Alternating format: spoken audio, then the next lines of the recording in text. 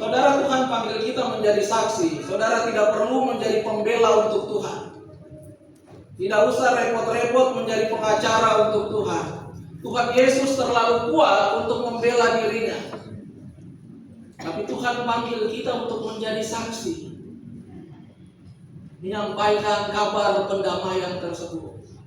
Tapi pertanyaannya yang penting bagi kita semua adalah, saksi itu dia melihat, mengalami, merasakan, lalu kemudian mengatakan kepada orang lain. Pertanyaannya adalah, apakah kita semua pernah mengalami sesuatu dengan Tuhan? Bagaimana orang bisa percaya kepada kita kalau kita tidak pernah mengalami sesuatu dengan Tuhan? Apakah kita semua mempunyai pengalaman iman dengan Tuhan? Ya, saya pikir kita semua punya pengalaman iman. Kalau ada orang bilang, Pak Pendeta, saya tidak pernah punya pengalaman iman dengan Tuhan, itu orang sombong, omong kosong itu.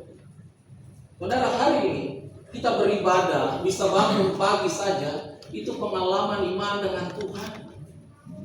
Bahwa Tuhan bekerja, Tuhan menyertai, Tuhan menjaga kita, Tuhan masih memberikan kita kehidupan, itu artinya bahwa Tuhan masih ingin kita berkarya bagi Dia.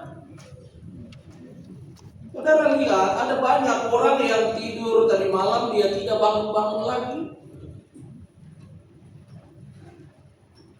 Ada yang tidur dia tidak bangun-bangun lagi. Coba bayangkan kalau tadi pagi itu Tuhan pergi kemana lalu dia lupa bangunkan kita semua. Hari ini kita kubur siapa masing-masing. Tapi saya mau bilang bahwa ketika kita bangun pagi itu adalah sebuah pengalaman iman dengan Tuhan. Tuhan menjaga, Tuhan berkarya, Tuhan menyertai, Tuhan masih ingin kita berkarya bagi Dia. Bapak Ibu Saudara semua punya pengalaman iman dengan Tuhan? Sudah cerita kepada orang? Ini kita menjadi utusan Tuhan.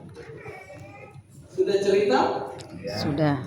Puji Tuhan. Saudara, persoalannya adalah bahwa menceritakan kebaikan Tuhan, puji Tuhan itu beda tipis dengan puji diri. Puji Tuhan itu beda tipis dengan puji diri, jadi harus hati-hati. Kalau kita ingin menceritakan tentang kebaikan Tuhan, teorinya jelas bahwa 95% dia bicara tentang Tuhan, maka sisanya 5% itu bicara tentang kita. Itu kalau kita mau bicara tentang kebaikan Tuhan. 95% dia bicara tentang Tuhan, 5% sisanya tentang kita. Tapi yang sering kali terjadi ini terbalik. 95% dia bicara tentang dirinya. Ketika dikasih ruang untuk bersaksi, dia mulai cerita panjang lebar sampai 1 jam. Dahulu saya itu seorang penjahat, saya pencuri, saya tukang judi, tukang mabuk. 1 jam bicara tentang dia. Tapi di endingnya baru dia bilang, tapi puji Tuhan, Tuhan datang selamatkan saya. Ketika dikasih kesempatan untuk bersaksi lagi, dia selalu begitu. 95% bicara tentang dia, sisanya baru bicara tentang Tuhan. Akhirnya yang orang ingat adalah tentang dia, bukan tentang Tuhan. Yang Tuhan mau adalah dalam menyampaikan kebaikan tentang Tuhan itu, saudara, sampaikanlah tentang Tuhan. Teorinya jelas. Masa lalu saya buruk, untuk apa lagi diceritakan? Kalau masa lalu kita buruk, untuk apa lagi kita ceritakan? Yang saya ingat adalah Tuhan mengerjakan banyak hal bagi hidup saya. 1, 2, 3, 4, 5, dan kemuliaan bagi nama Tuhan. Saudara, hari ini Tuhan memanggil saya dan kita semua untuk menjadi saksi Tuhan, menjadi utusan-utusan Tuhan. Saudara tidak perlu membuat front pembela Tuhan, tidak perlu. Tuhan Yesus terlalu tangguh, Dia terlalu kuat untuk membela dirinya. Tuhan memanggil saya dan kita semua untuk menjadi saksi Tuhan. Tampilkan lewat hidupmu yang baik, Sehingga setiap orang yang berjumpa dengan kita, mereka melihat cinta dan Tuhan yang terpancar dalam perkataan dan sikap yang menjadi berkat. Tidak boleh ada di dalam jemaat ini yang hidupnya jadi batu sandungan. Tidak boleh. Saudara, bacaan kita hari ini mengatakan tentang sebuah identitas baru bagi orang-orang percaya. Mereka yang percaya kepada Yesus, dia berada dalam sebuah identitas baru.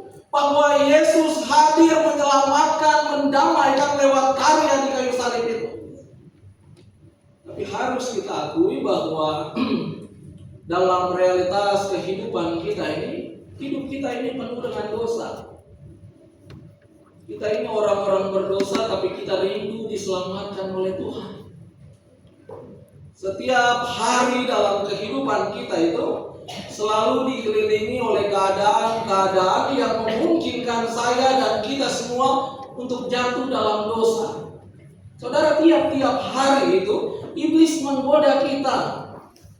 Dia ingin agar kita jatuh, dia ingin agar kita kalah, dia ingin agar kita hidup dalam dosa. Karena itu saya mengajak kita waspadalah. Perhatikan sikap dan tingkah laku kita agar kita tidak jatuh dalam rupa-rupa pencobaan. Kita orang berdosa tapi kita rindu diselamatkan oleh Tuhan. Tuhan memberikan identitas baru sebagai ciptaan baru lewat karya di kayu salib.